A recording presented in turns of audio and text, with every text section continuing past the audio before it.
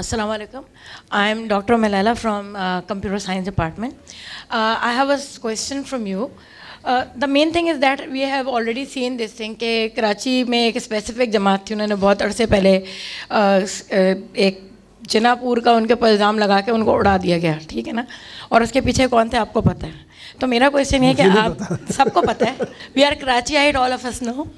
تو my question is that کہ آپ ایک کیمپین تو چلا رہے ہیں, but the thing is that کہ اس کے بیک پہ کیا سپورٹ ہے, کیونکہ دا تھنگ از دیٹ کہ اگر اسٹیبلشمنٹ ہمارے ساتھ نہیں ہے تو اس ملک میں کچھ نہیں ہو سکتا, you know it very well.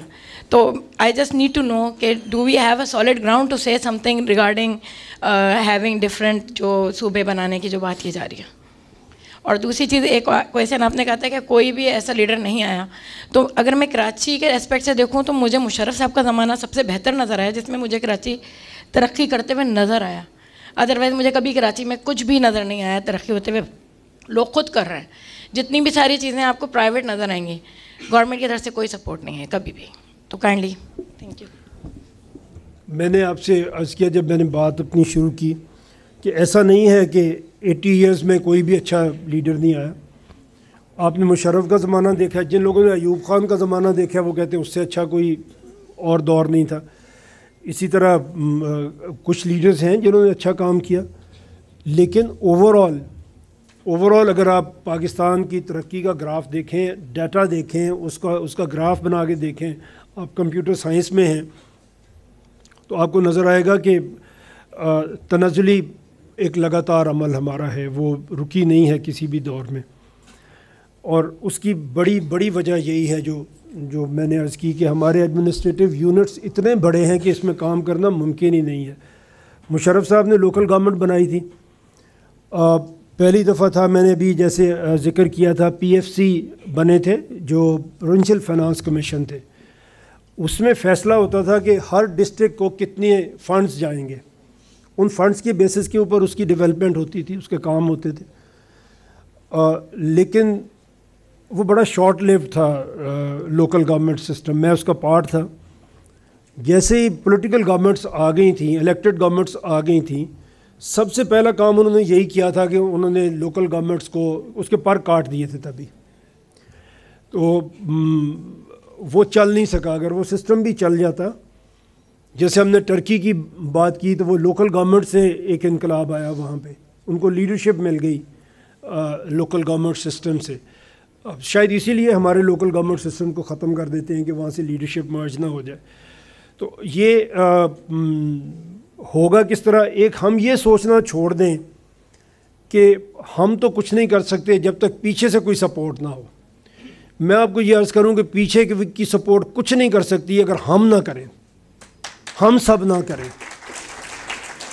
یہ نہیں ہو سکتا کہ 25 کروڑ لوگ ایک چیز چاہ رہے ہیں اور پیچھے کوئی کھڑا ہے وہ نہیں چاہ رہا. نہیں ہو سکتا, وہ نہیں روک سکتا کوئی بھی. اور میں عرض کروں, یہ بات پھر ذرا لمبی ہو جائے گی. ہماری ہسٹری بڑی کوئی اتنی اچھی نہیں ہے. ہم نے سب کانٹیننٹ میں 1000 سال تو بادشاہت رہی ہے جہاں پہ. تو ہم تو پرائڈ کرتے ہیں کہ مسلمانوں کی حکومت تھی, بٹ عام مسلمان تو غلام ہی تھا. اس کے بعد انگریز کی غلامی آ گئی, اس کے بعد بھی ہم تو ابھی تک غلامی میں جی رہے ہیں. ہمارے لوگوں نے کوشش کی کہ مذہبی لوگوں کے پاس جائیں. انہوں نے بھی کہا کہ ہم تمہیں گائیڈ تب کریں گے جب تم سوال نہیں کرو گے. مذہب میں بھی سوال کرنا منع ہے ہمارے مذہب میں, ہمارے مذہب میں اوریجنل میں نہیں جو ہم یہاں پہ پریکٹس کر رہے ہیں. قرآن تو جگہ جگہ کہتا ہے کہ تمہیں عقل والو تم سوچتے نہیں ہو. کتنی جگہ پہ قرآن آپ پڑھیں تو تاقلون, تم عقل نہیں کرتے ہو, تم سوچتے نہیں ہو, تم دیکھتے نہیں ہو, تم سمجھتے کیوں نہیں ہو. یہ تو قرآن کی لینگویج ہے. بٹ ہمارا مذہبی لیڈر ہمیں کہتا ہے سوال نہیں کرنا. پھر ہم خانقاہوں میں گئے, ہم نے کہا یہاں سے ہمیں کچھ گائیڈنس ملے گی, ہمیں کچھ سکون ملے گا. خانقاہ میں پیر صاحب نے کہا مرید بنو گے. مطلب کیا ہے؟ سوال نہیں کر سکتے. مرید بنو گے, جو میں کہوں گا وہ کرو گے, ختم. یہ ہماری سیاست, یہ ہمارا مذہب, یہ ہماری خانقاہ.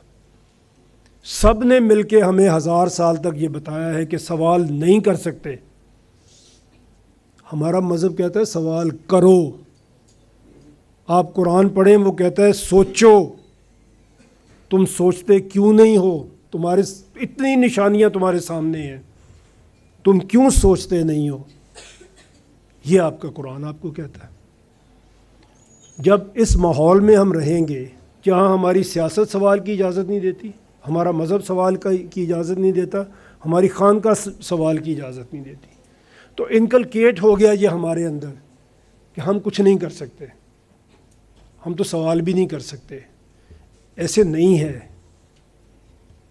ہم سوال کر سکتے ہیں, ہم جواب پوچھ سکتے ہیں. ہمیں اللہ نے آزاد پیدا کیا ہے. حضرت عمر کا ایک واقعہ, کسی اپنے گورنر سے انہوں نے بات کی, انہوں نے کہا کیسے تم لوگوں کو غلام بناتے ہو جس کو اللہ نے آزاد پیدا کیا. ہم اس غلامی سے نکلیں, اس غلامی کو سب سے پہلے توڑیں جو ہمارے دماغ میں ہے. ہم کر سکتے ہیں, ہم کریں گے انشاءاللہ.